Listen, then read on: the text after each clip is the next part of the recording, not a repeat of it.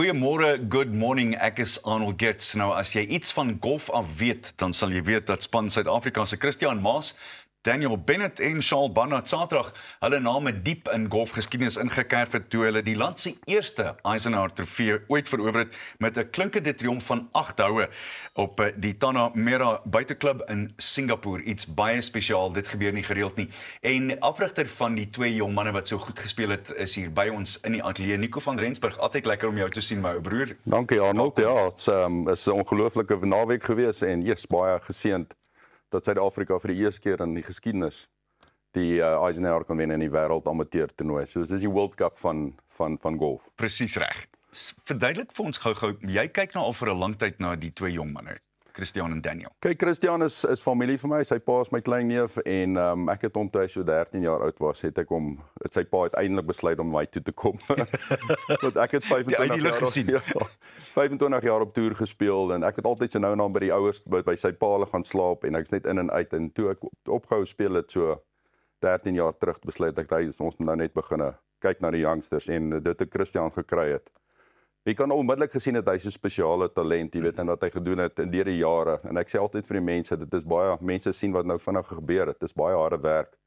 Maar sulke talente is skaars. I mean, obviously Christian Maas en Daniel Bennett is nou my twee seuns, maar hulle is baie jare se harde werk en alles. En Christian is net, soos ek sê, daai telling wat hy geskiet het, dit is nie die eerste keer nie. Hy het 28 onder baansyfer geskiet by Irene. Hy het 32 onder baansyfer geskiet by, ek dink by Waterkloof, weet. En so hy is lankal, maar die groot ding wat hulle baie gehelp het is die Texas ding. Ons wil seker nou daaroor chat, dat hulle Texas toe gaan het. Vertel vir ons daarvan, want hulle is altyd twee Texas Longhorns. Ja, so basically ons het ek en Ernie kom 'n baie lank pad saam. Ek werk in 'n vorm van ek opgehou speel het. En Ernie het gesê, hoorie, so die kinders moet probeer Amerika toe gaan. En ons het toe Christian gekry op die einde van die dag dat hy by Texas Longhorns is. Dis waar Coach Field is en Scotty Scheffler, Ben Crenshaw, 'n paar klein name in golf, nie groot name in golf.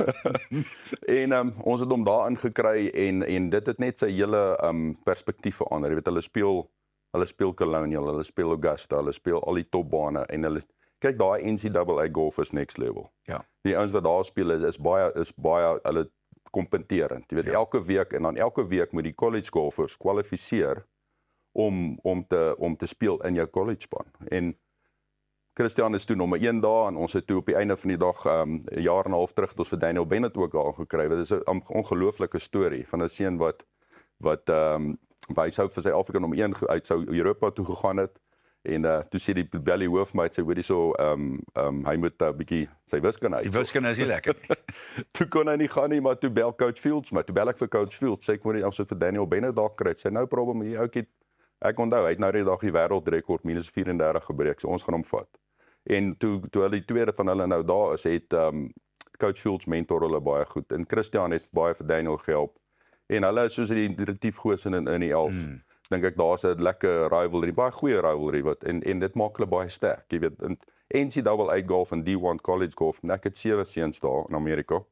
En ek dink dit is die pad vorentoe vir ons en dis kom hulle so sterk gekompeteer het met hierdie toernooi. Luister net na Maas se ronde 66, 65 en 69.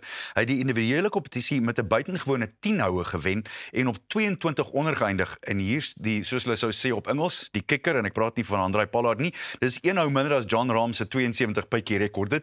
Dis nie bloot asemrowend, Nico. Die ding is die mense verstaan nie die daai bane wat hulle speel. Tanah Merah, ek het 12 jaar in Asië gespeel by Asian Tour en ek het baie daarvan gehou. Daai baan het ek al voor die tyd sy ma en sy pa ek vir hulle gesê hierdie mannetjies gaan goed doen daar. Want jy moet die bal kan slaan. Die humiditeit is baie hoog. Ek sê Durban, ek dink Durban is warm in Januarie. Daai is die humiditeit is so hoog. Jy weet jy moet seker maak jy drink genoeg water en jy gaan nie oefen na die tyd nie.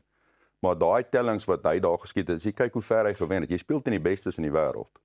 En dit is ongelooflik om te sien dat en hy het by elke ronde het hy net verbeter. Toevallig die laaste ronde.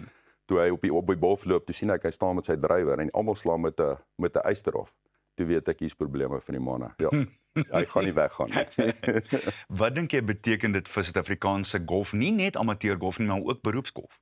Ek dink met hierdie college stelsel. Ons het baie goeie spelers in Suid-Afrika bly, maar hierdie is net 'n bewys dat jy moet in golf is nie net een land speel. Ek sê altyd 'n baie goeie vriend van my, en hy my baie lank geborg, Johan Roep, het altyd gesê, manne, as jy in die winter in Suid-Afrika speel, het jy probleme. Gaan speel jou trade iewers anders in die wêreld, maak seker jy kry jou kaart buite baie en dan word jy sterker en beter. Is goed om te speel in Suid-Afrika, maar jy moet jou vlerke wyd sit en soos Maas en Bennett, daai ouetjies, Christian is in sy laaste jaar nou, so hy is nommer 2 in die PGA Tour University.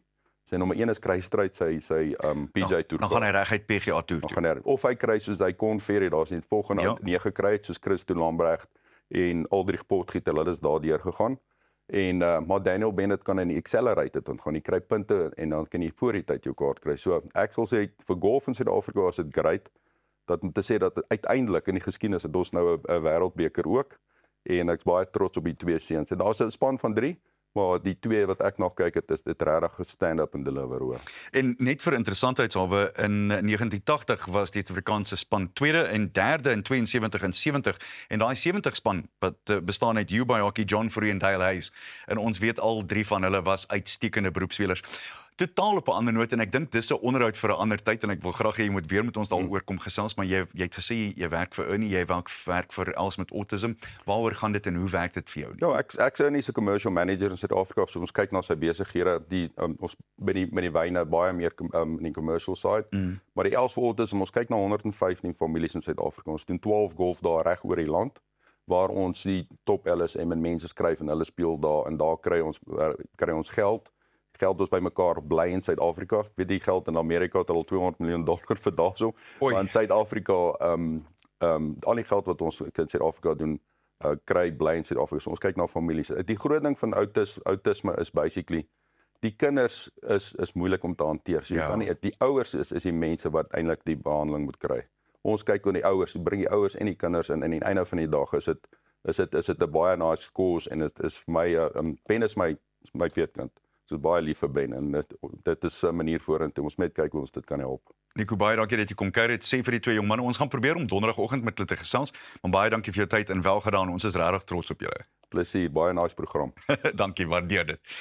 Dis dan dit vir wat die golf aanbetref en hoe lekker om onsself weer op 'n manier wêreldkampioene te kan noem. En ek skat ons kan maar seker sê ons is hier by Goeiemôre, Good Morning ook wêreldkampioene. Bly ingeskakel.